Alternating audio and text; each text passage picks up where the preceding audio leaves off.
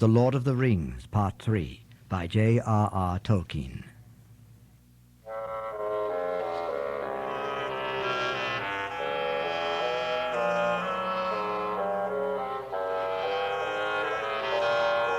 When Frodo came to himself, he was lying by the fire, which was now piled high and burning brightly. His three companions were bending over him. What's happened?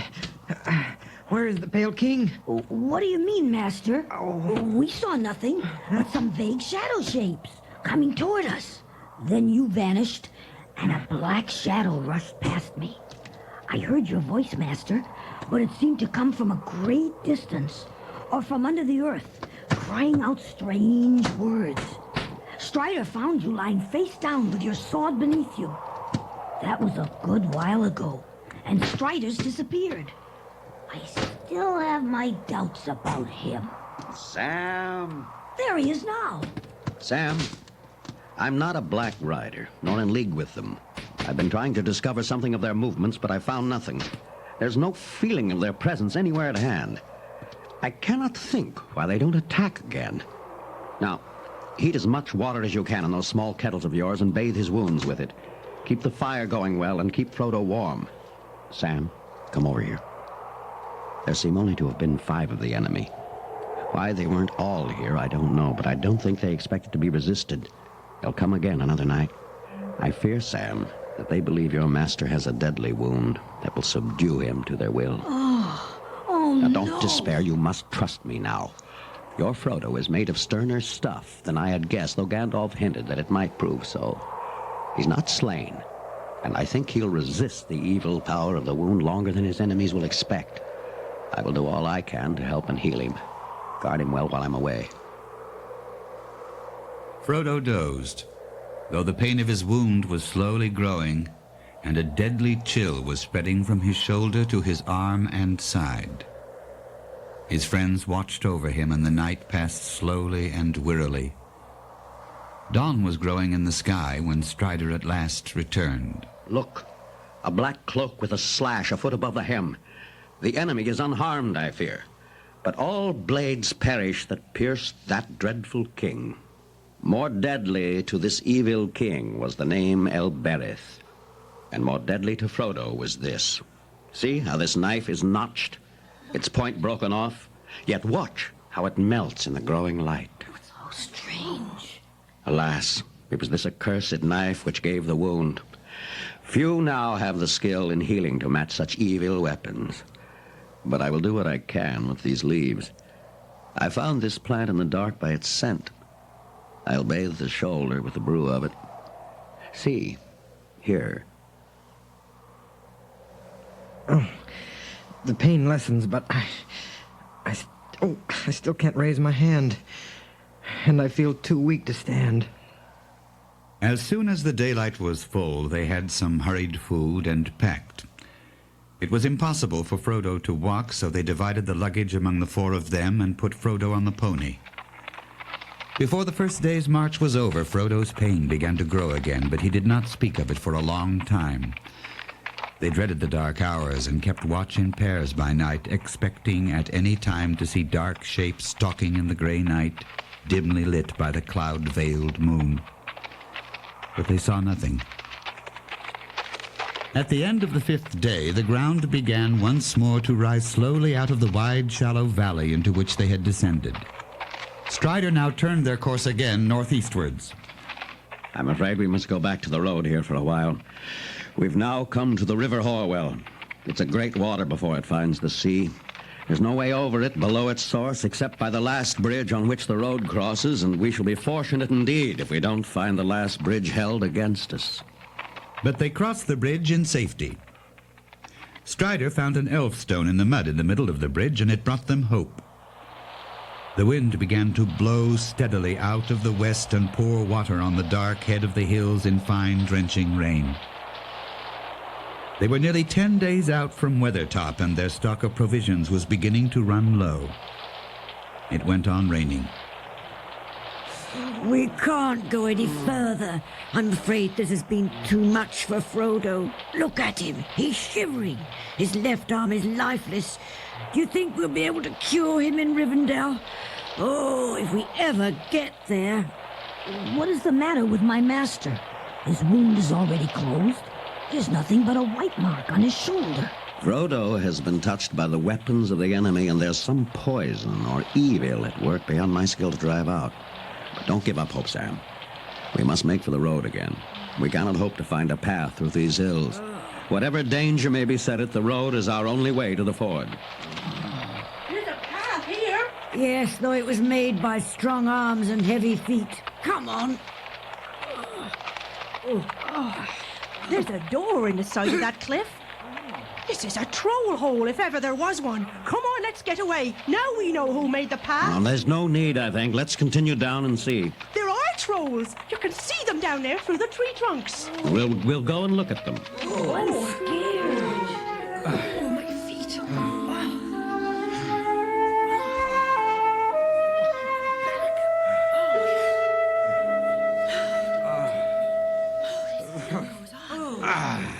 Lost my foot. Well, here are your trolls.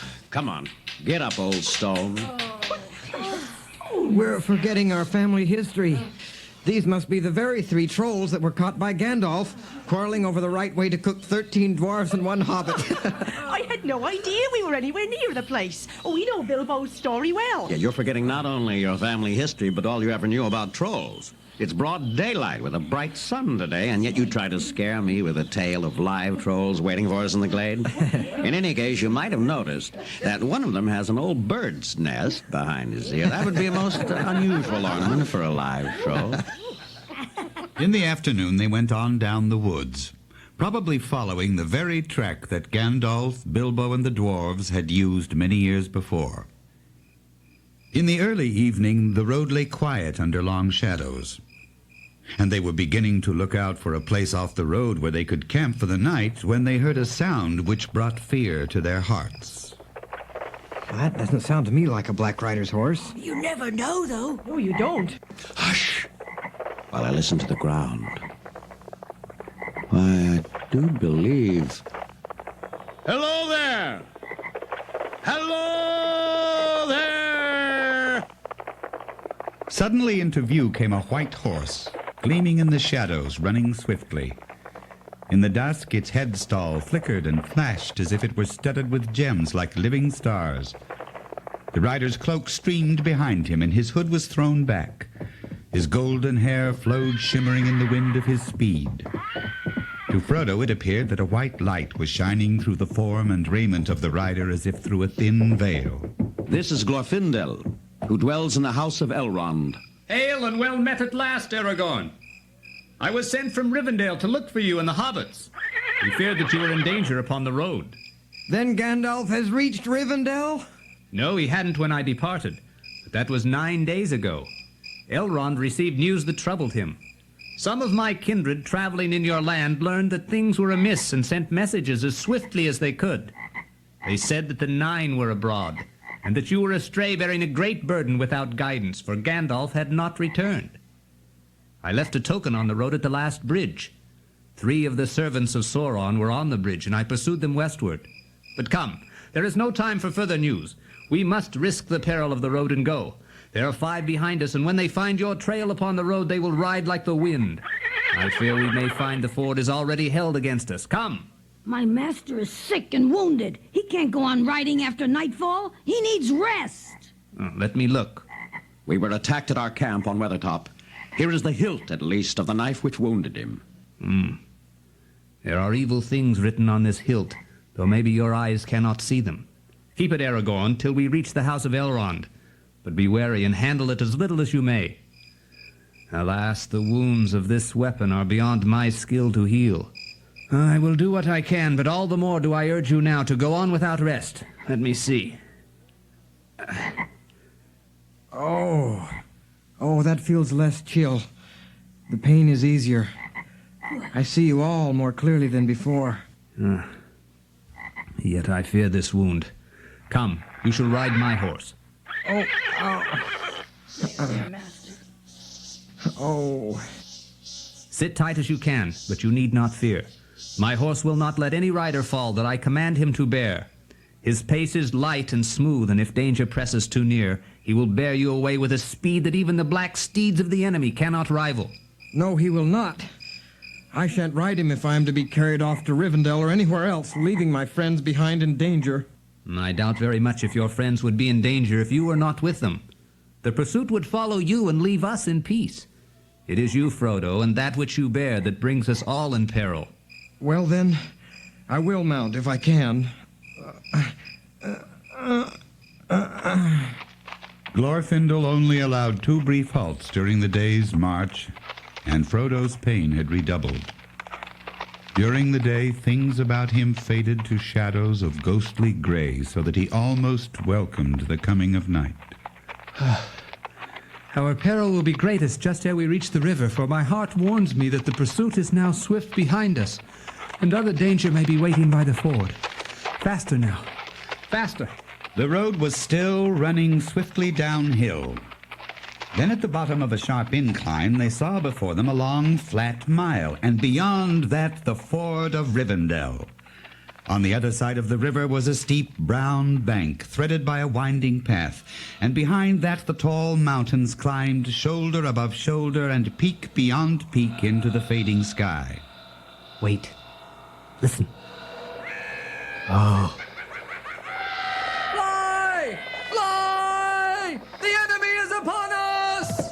The white horse leaped forward. The hobbits ran down the slope. Glorfindel and Strider followed as rear guard. They were only halfway across the flat when suddenly there was a noise of horses galloping. Out of the hole in the trees they had just left rode a rider. He reined his horse in and halted, swaying in his saddle. Another followed him, and then another, and then again 2 more. Ride forward, Frodo! Ride! I can't seem to... Ride on, Frodo! Not a limb, my horse! Not a limb, Asfala! Ride! At the same moment as the white horse sprang away and sped along the last lap of the road with Frodo clutching his mane, the riders leaped down the hill in pursuit. To Frodo's dismay, no sooner had the riders left the trees behind him than 4 more suddenly appeared. 2 rode towards him, and 2 galloped madly towards the ford to cut off his escape. Frodo looked back for a moment over his shoulder. He could no longer see his friends. The riders behind were falling back. He looked forward, and hope faded. There seemed no chance of reaching the ford before he was cut off by the others. They had cast aside their hoods and cloaks and were robed in white and gray. Swords were naked in their pale hands. Helms were on their heads. Their cold eyes glittered, and they called to him with fell voices. A breath of deadly cold pierced Frodo like a spear, as with a last spurt, like a flash of fire, the elf horse, speeding as if on wings, passed right before the face of the foremost rider and into the ford.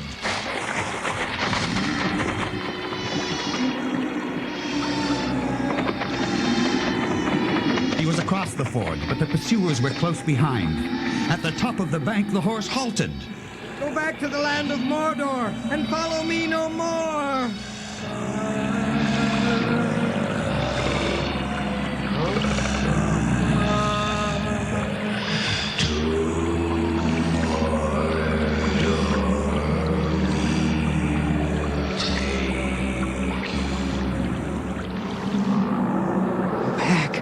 Go back!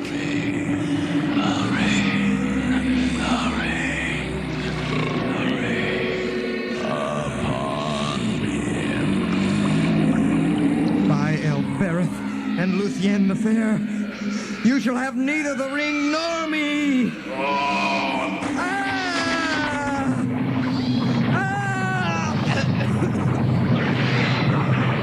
With his last failing senses, Frodo heard cries, and it seemed to him that he saw, beyond the riders that hesitated on the shore, a shining figure of white light.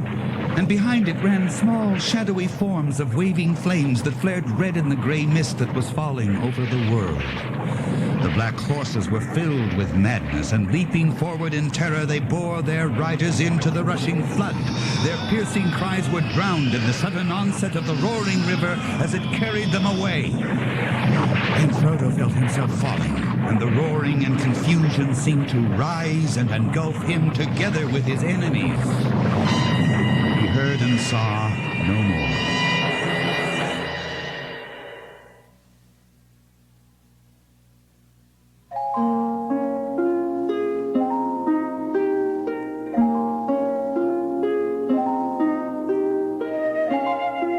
Frodo woke and found himself lying in bed.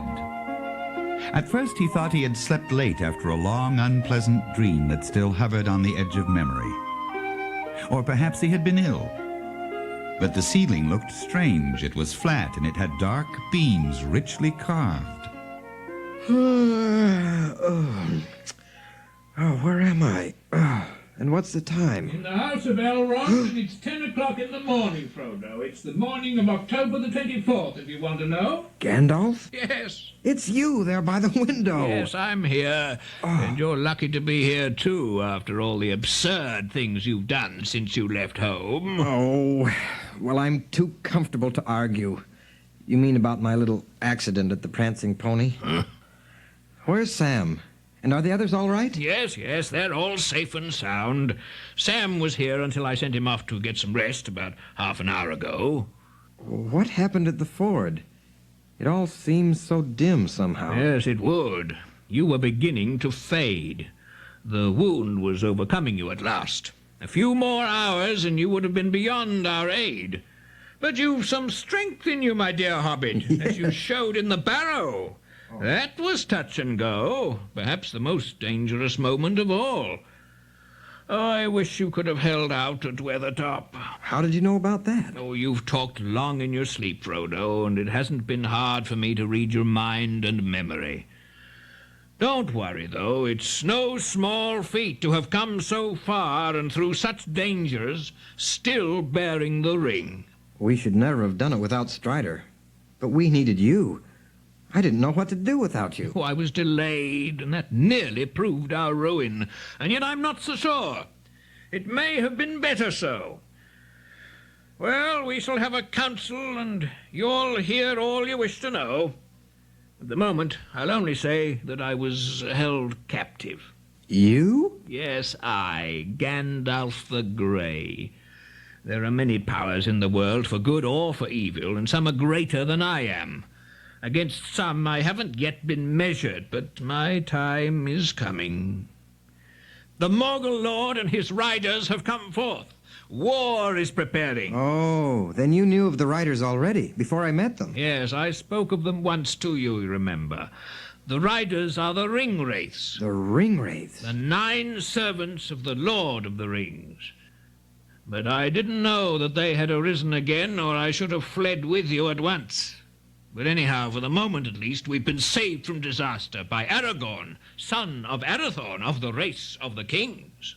Is Strider one of the old kings? Why, I thought they had all vanished. I thought he was only a ranger. Only a ranger? My dear Frodo, that's just what the rangers are. The last remnant of the great people, the men of the West. I shall need their help in the days to come, for we have reached Rivendell, but the ring isn't yet at rest. I suppose not. No. But I hope I won't have to go any further. It's very pleasant just to rest. I've had a month of exile and adventure, and I find that has been as much as I want. And I can move my arm a little, too. Good, good. It's mending fast. Elrond has cured you. He's tended you for days, ever since you were brought in. Gandalf, tell me the end of the affair at the ford. Then I shall have another sleep. The Ringwraiths made straight for you. The moment the flood appeared, Glorfindel rushed out, and you saw him for a moment, as he is upon the other side, one of the mighty of the firstborn.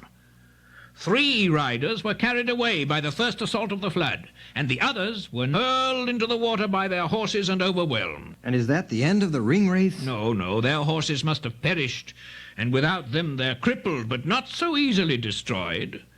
As soon as the captain of the Ringwraiths rode into the water, Elrond commanded the flood to be released.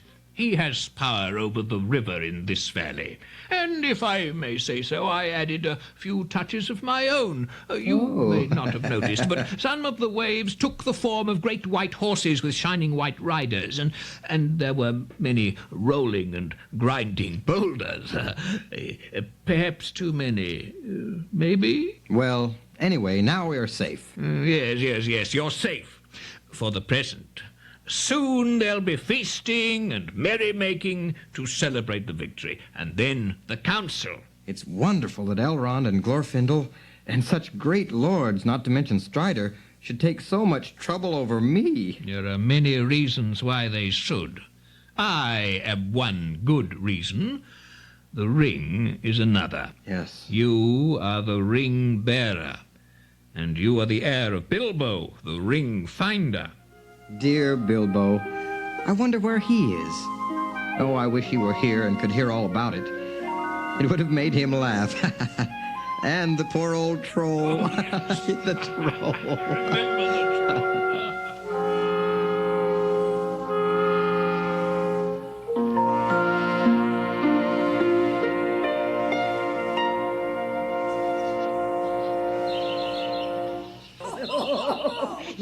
Hooray! Here's our noble cousin. Make way for Frodo, Lord of the Ring. Hush! Evil things don't come into this valley. But all the same, we shouldn't name them. The Lord of the Ring is not Frodo, but the Master of the Dark Tower of Mordor, whose power is again stretching out over the world. We're sitting in a fortress. Outside, it's getting dark. Gandalf has been saying many cheerful things like that. He thinks I need keeping in order. But it seems impossible somehow to feel gloomy or depressed in this place. I feel I could sing if I knew the right song for the occasion. I feel like singing myself. Though at the moment I feel more like eating and drinking. That will soon be cured. You've shown your usual cunning in getting up just in time for a meal. More than a meal, a feast. As soon as Gandalf reported that you were recovered, the preparations began. Hark! Dinner is served. The hall of Elrond's house was filled with folk. Elves for the most part, though there were a few guests of other sorts. Elrond sat in a great chair at the end of the long table upon the dais. And next to him, on the one side, sat Glorfindel, on the other, Gandalf. Frodo looked at them in wonder. Glorfindel was tall and straight. His hair was of shining gold, his face fair and young and fearless and full of joy. On his brow sat wisdom, and in his hand was strength. Elrond was ageless, neither old nor young. His hair was dark as the shadows of twilight, and upon it was set a circlet of silver. Venerable he seemed as a king crowned with many winters, and yet hale as a tried warrior in the fullness of his strength. Next to Frodo on his right sat a dwarf of important appearance, richly dressed. His beard, very long and forked, was white. Welcome and well met. Glowin at your service. Frodo Baggins at your service and your family's. Am I right in guessing that you are the Glowin? One of the 12 companions of the great Thorin Oakenshield? Quite right. And allow me to congratulate you on your recovery. I wonder greatly what brings 4 hobbits on so long a journey. I am equally curious to learn what brings so important a dwarf so far from the Lonely Mountain.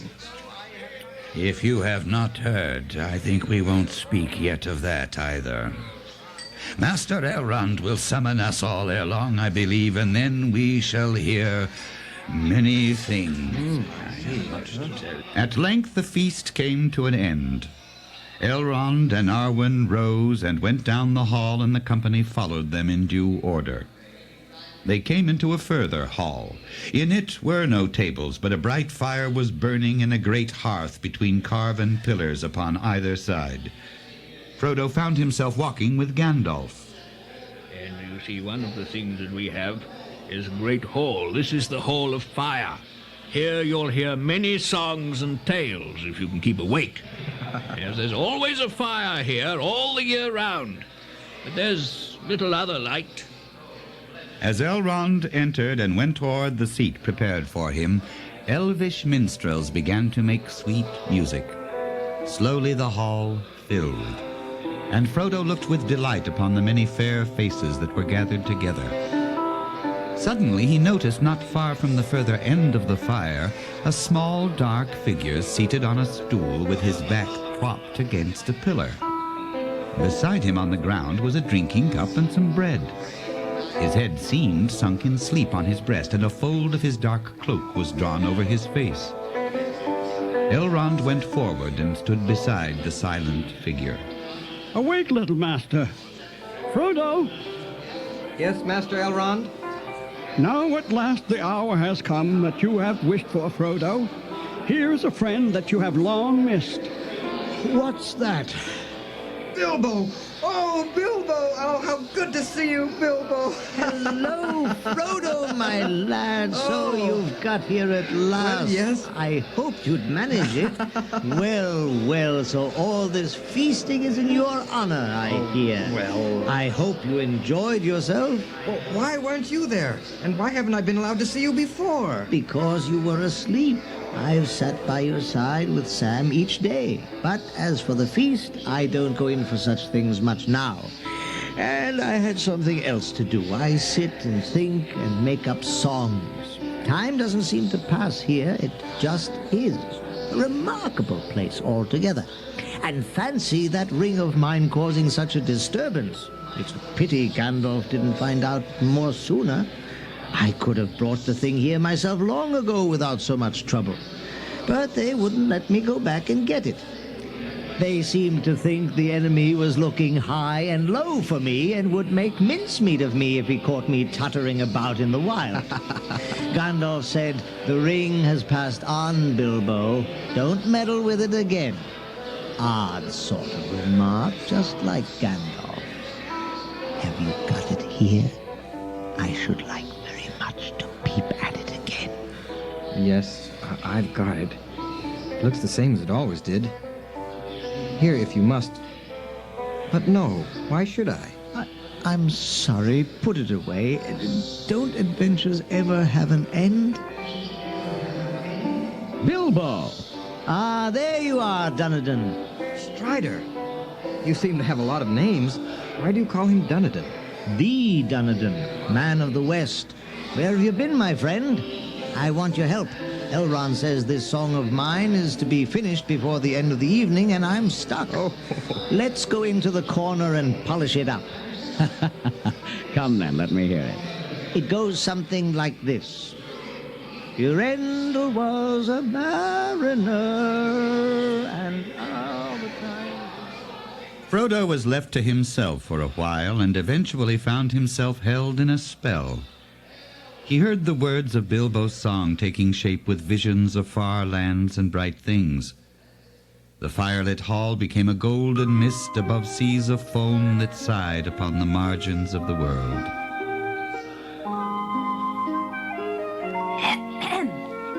Begging your pardon, Mr. Frodo, sir. There's a council tomorrow, and you only got up today for the first time. What? Oh, Sam, yes. Oh, yes, of course.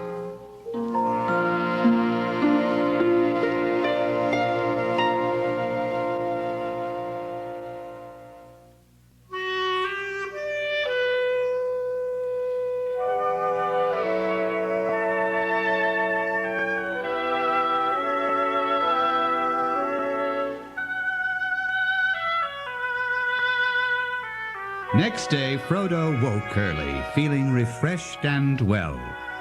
He watched the cool sun rise above the far mountains and shine down, slanting through the thin silver mist. The dew upon the yellow leaves was glimmering, and the woven nets of gossamer twinkled on every bush. Sam walked beside him, saying nothing, but sniffing the air and looking every now and again with wonder in his eyes at the great heights in the east. The snow was white upon their peaks. On a seat cut in the stone beside a turn in the path, they came upon Gandalf and Bilbo deep in talk. Hello, good morning. Feel ready for the great council? And that's the warning bell for it. Come along now. Both you, Frodo, and Bilbo here are wanted over in the hall where we were last night.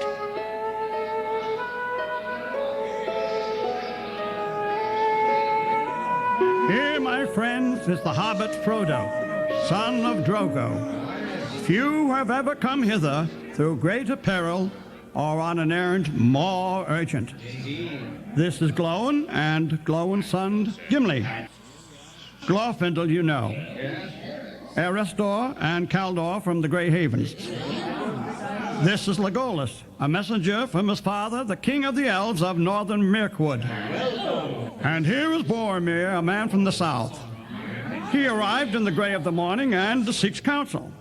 I've bidden him be present, for here his questions will be answered. Now, to begin, I shall summarize for you. Not all that was spoken and debated in the council need now be told. Much was said of events in the world outside, especially in the south. Then Glóin told of the dwarves of the Lonely Mountain. 30 years have passed since Balin went with Ori and Owen to open the mines of Moria. We have heard no word since, but then, about a year ago, a messenger came to Dane, but not from Moria, from Mordor, a horseman in the night. The Lord Sauron the Great, so he said, wished for our friendship. Rings he would give for it, such as he gave of old. And he asked urgently concerning hobbits, of what kind they were and where they dwelt. For Sauron knows, said he, that one of these was known to you on a time. At this we were greatly troubled. Then he lowered his fell voice to add that as a small token only of our friendship, Sauron asked that we should find this thief, such was his word, and get from him, willing or no, a little ring, the least of rings that once he stole. Then the realm of Moria shall be ours forever. Twice now the messenger has returned for our answer, and the last time, so he says, is soon to come. So I have been sent at last by Dane to warn Bilbo that he is sought by the enemy. If we make no answer, the enemy may move men to assail us. No, something You have done well to come, Glóin. But you do not stand alone. Your trouble is but part of the trouble of all the Western world. The ring. What shall we do with the ring? That is the doom that we must deem, and the purpose for which you are all called hither.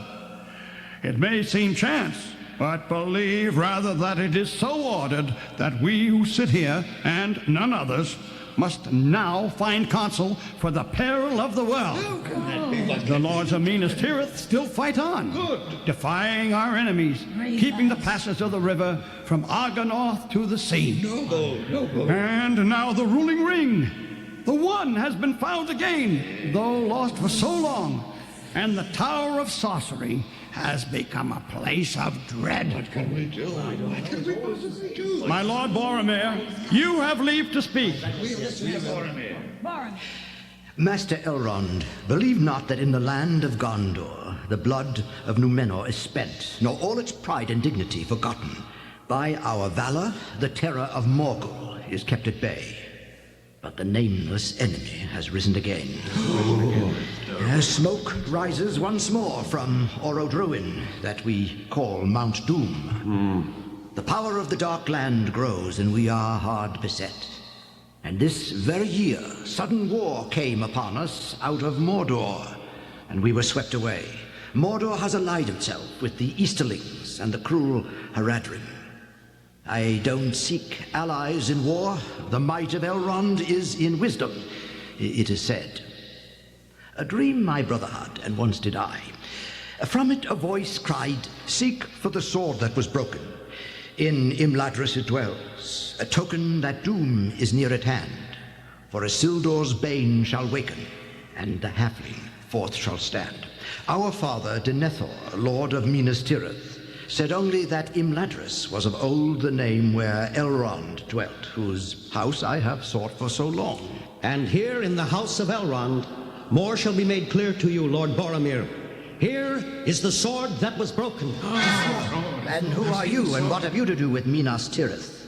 He is Aragorn, son of Arathorn, descended through many fathers from Isildur, Elendil, son of Minas Ithil. He is the chief of the Dunedain in the north, and few are now left of that folk. Then it belongs to you and not to me at all. It does not belong to either of us, but it has been ordained that you should hold it for a while. Bring out the ring, Frodo. The time has come. Hold it up, and then Boromir will understand the remainder of his riddle. Behold, Isildur's bane! Yes, and the halfling. Is then the doom of Minas Tirith come at last? But why should we seek a broken sword? Doom and great deeds are indeed at hand. For the sword that was broken is the sword of Elendil. It has been treasured by his heirs, for it was spoken of old among us, that it should be made again when the ring Isildur's bane was found. A new hour comes. Battle is at hand. The sword shall be reforged. I will come to Minas Tirith. So you say. I have seen a bright ring in a halfling's hand.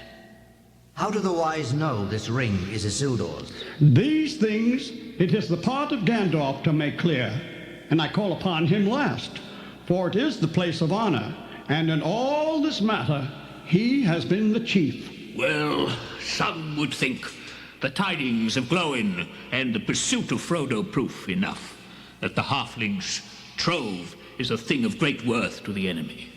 Yet it is a ring. What then? The 9 the Nazgul ringwraiths keep. The 7 are taken or destroyed. The 3 we know of. What then is this one that he desires so much? Some here will remember that many years ago I myself dared to pass the doors of the necromancer and found thus that our fears were true. He was none other than Sauron, our enemy of old, at length taking shape and power again. We also learned that as his power grew, he was seeking ever more eagerly for the One. Saruman said nay, that the One would never again be found in Middle-earth. It has rolled down the river to the sea, he said. Well, there let it lie until the end. Yes, I was at fault, and lulled by the words of Saruman the Wise. We were all at fault, and but for your vigilance, the darkness maybe would already be upon us. But, say on. Well, I and Aragorn here, we searched for Gollum, for my heart misgave me. And then I forsook the chase, and in Gondor, Boromir, I found a scroll that Isildur made, describing it after he cut it from Sauron's hand after the battle. Yes, he saw writing on it, which the heat made clear. He traced this writing, and when I read those words, my quest was ended. Upon that very ring, which you here have seen held aloft, round and unadorned, the letters that Isildur reported may still be read, if one has the strength of will to set the golden thing in the fire a while. That I have done. And this I have read: one ring to rule them all, one ring to find them, one ring to bring them all, and in the darkness bind them. Let Legolas speak. Alas, alas, the tidings that I was sent to bring must now be told. Only here have I learned how evil they may seem. Smeagol, who is now called Gollum, has escaped. Escaped? We shall rue it bitterly, I fear. How came this? We had not the heart to keep him ever in dungeons under the earth, where he would fall back into his old black thoughts. You were once less tender to me when elves imprisoned dwarves. Now, come, pray don't interrupt, my good Glóin. That was a regrettable misunderstanding, long set right. If all the grievances that stand between elves and dwarves are to be brought up here, we may as well abandon this council. I can see. Yes. We have failed to recapture Gollum. We came on his trail among those of many orcs, and it plunged deep into the forest, going south towards very evil places, and we do not go that way. Well, he's gone. He must do what he will. But he may play a part yet that neither he nor Sauron has foreseen. And Saruman the Wise, what are his counsels to us in this need? Well, at the end of June, I was in the Shire. I then turned north, and not far from Bree, I came upon Radagast the Brown, one of my own order, and I hadn't seen him for many a year. My news is evil, he said. The Nazgul, the Nine, are abroad again. No. Yes, they've crossed the river secretly. Who told you and sent you, I asked him. Saruman the White, he replied. And he told me to say that if you feel the need, he will help. That message brought me hope, and at long last I came to Isengard.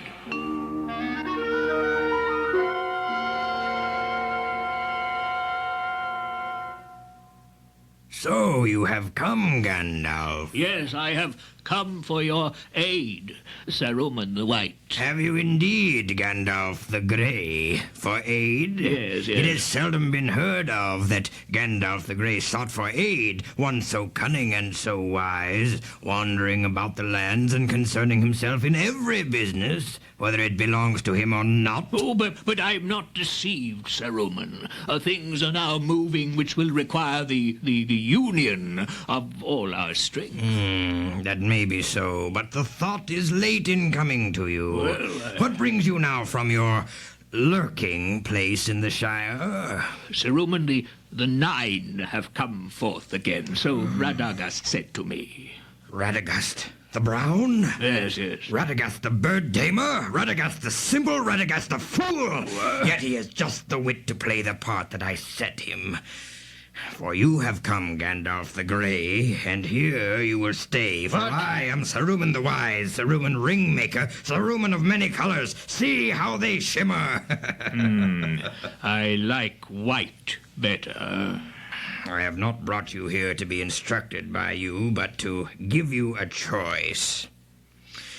The elder days are gone, the middle days are passing, the younger days are beginning, the time of elves is over.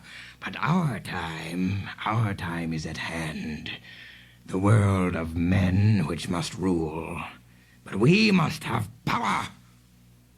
Listen, Gandalf, my old friend and helper. Yes? I say we, for we it may be. If you will join me, a new power is rising. There is no hope left in elves or dying Numenor. We may join with that power. There is hope that way. It is victory at hand. We can bide our time, deploring maybe evils done by the way, but approving the high and ultimate purpose. Knowledge, rule, order. Well, Why not, Gandalf? Why not? Well, the ruling ring.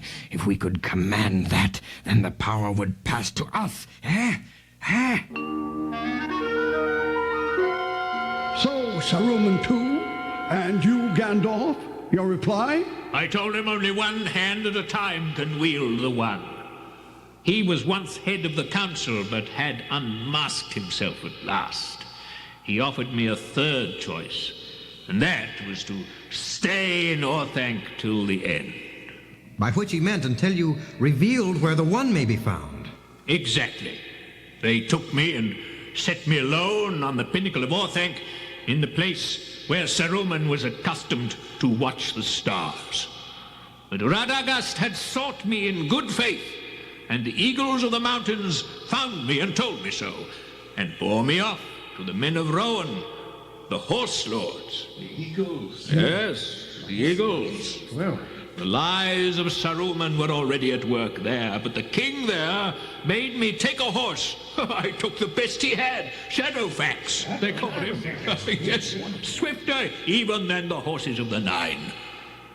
I was besieged on Weathertop before you, Frodo, and your companions reached there.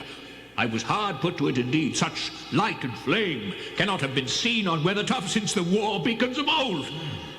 4 riders eventually followed me as I made for Rivendell, and that helped a little, for there were only 5, not 9, when your camp was attacked. So, now the tale is told. Here we all are. And here is the ring.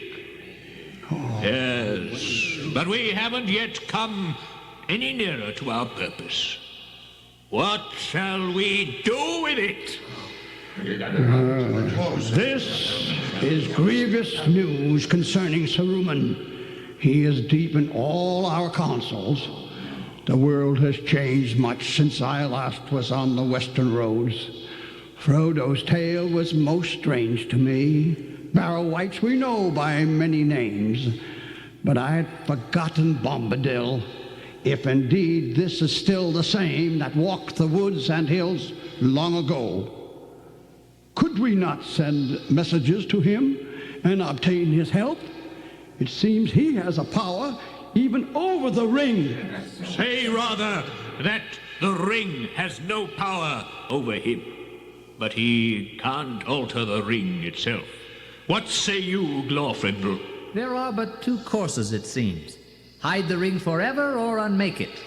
But both are beyond our power. It seems to me now clear which is the road we must take. Now at this last, we must take a hard road, a road unforeseen. There lies our hope, if hope is to be, to walk into peril, to Mordor. We must send the ring to the fire. I, Boromir, do not understand all this. Why shouldn't we think the ring has come into our hands to serve us in the very hour of need? Wielding it, the free lords of the free may surely defeat the enemy. That's wise. That is what he most fears, I deem. We men of Gondor are valiant, but valor needs first strength and then a weapon. Take the ring and go forth to victory. I say that, yes. Alas, alas, we cannot use the ruling ring. It belongs to Sauron and is altogether evil. The very desire of it corrupts the heart. I fear to take the ring to hide it. I will not take the ring to wield it. Nor I. What of the 3 rings of the elves? If he regains the one, it would be better if the 3 had never been. He will see into our minds and hearts. That is his purpose. And if the ruling ring is destroyed? We know not for certain. Maybe when the one has gone, the 3 will fail, and many fair things will fade and be forgotten. That is my belief. Yet all the elves are willing to endure this chance if the fear of Sauron's dominion be taken away forever. But what strength have we for the finding of the fire in which it was made? That is the path of despair. Despair? No. Despair is only for those who see the end beyond all doubt, and that we don't. The only measure Sauron knows is desire for power, and so he judges all hearts. If we seek to destroy the ring, we shall put him out of reckoning. The road will be very hard. This quest may be attempted by the weak, with as much hope as the strong. Yet, such is oft the course of deeds that move the wheels of the world. Small hands do them because they must, while the eyes of the great are elsewhere. Which are the fifths? Very well, Master Elrond. It's plain enough you're pointing at Bilbo, the silly hobbit who started this affair, and Bilbo had better finish it. I was very comfortable here and getting on with my book. If you want to know, I'm just writing an end for it, and he lived happily ever afterwards to the end of his days. Now I shall have to change all that. When ought I to start? Of course, my dear Bilbo, if you had really started this affair, you might be expected to finish it. But though you're making a valiant offer, it's one beyond your strength. You can't take this thing back. It's passed on. Finish your book, but get ready to write a sequel when they come back. They? Yes, the messengers who are sent with the ring. Exactly, that's what this council has to decide. Elves thrive on speech alone, and dwarves endure great weariness. But I'm only an old hobbit, and I miss my meal at noon. Think of some names now, or put it off till after dinner. I will take the ring, though I don't know the way. If I understand aright all that I've heard, I think that this task is appointed for you, Frodo, and that if you do not find a way, no one will. This is the hour of the Shire folk. But you won't send him off alone, surely, Master? No, indeed. You at the least shall go with him. It's hardly possible to separate you from him, even when he is summoned to a secret council, and you are not. Sam! A nice pickle we've landed ourselves in, Mr. Frodo. A nice pickle, really it is.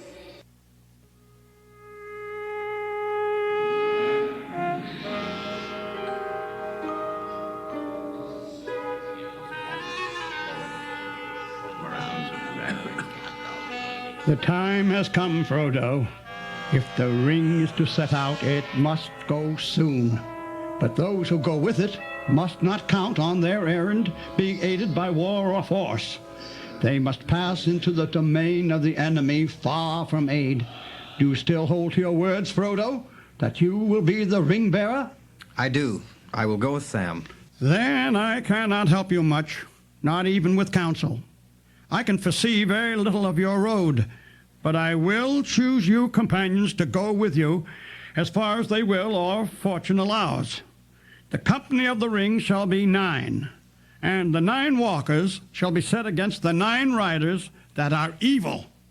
With you and your faithful servant, Gandalf will go, for this shall be his great task, and maybe the end of his labors. For the rest, they shall represent the other free peoples of the world. Elves, dwarves, and men. Legolas shall be for the elves, and Gimli, son of Glóin, for the dwarves. For men, you shall have Aragorn, son of Arathorn, whom you knew as Strider, for the ring of Isildur concerns him closely. Boromir will also be in the company for many hundreds of miles, for we go to Minas Tirith together, and our road lies together until we are there. There remain 2 more to be found. These I will consider. We don't want to be left behind, Elrond. Merry and I, we want to go with Frodo. That is because you cannot imagine what lies ahead. Gandalf? Neither does Frodo. I think, Elrond, that in this matter it would be well to trust rather to their friendship than to great wisdom. What's more, Master Elrond, you will have to lock me in prison or send me home tied in a sack, for otherwise I shall follow the company. Let it be so, then. You shall go. Now the tale of 9 is filled. In 7 days, the company must depart.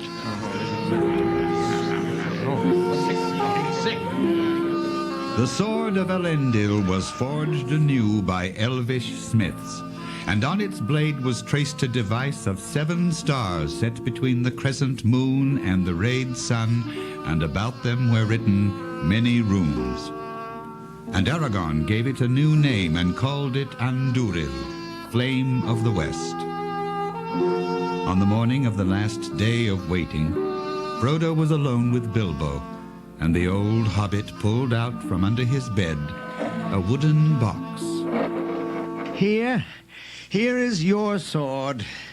This is Sting. I shan't want it again, I expect. Oh, Bilbo.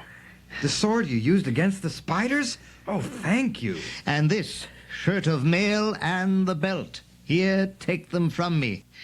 I should look, well, I don't think I should look right in it. Just what I said myself.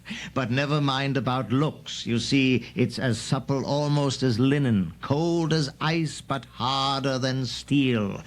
I have a fancy it would turn even the knives of the ring-wraiths. You must share this secret with me. I'll put it on you. Now, don't tell anyone else. There. Just a plain hobbit you look. Good luck to you. There you are. Hobbits must stick together, and especially Bagginses. Remember, I should like to write a second book if I'm spared. Oh, Bilbo.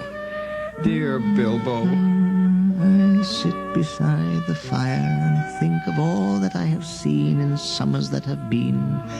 But all the while I sit and think of times there were before. I listen for returning feet and voices at the door.